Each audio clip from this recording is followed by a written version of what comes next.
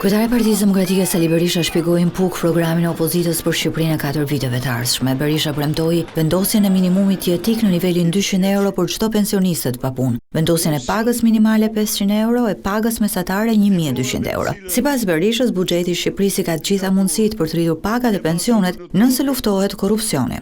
Beteja e 11 majit është beteja më epike, është beteja më legjendare që njerëzit e lirë kanë bërë kundër hajdutëve.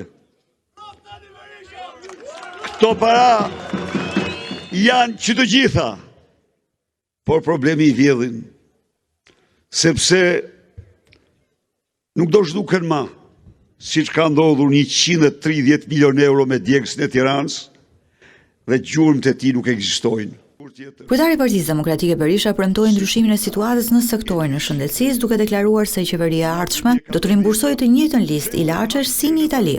Ju ja fjalën ju se javën e parë dylli doshit dhe nushit dhe në Shqipëri s'do mund të futen kur ilaçe tjera përveç atyre që tregtohen së paku në 2 vende anëtare të Bashkimit Evropian. Në raport me premtimin kryesor të rivalit politik Rama për antarësimin e Shqipërisë në BE në vitin 2030, Berisha deklaroi se kjo nuk mund të ndodhë me Partinë Socialiste.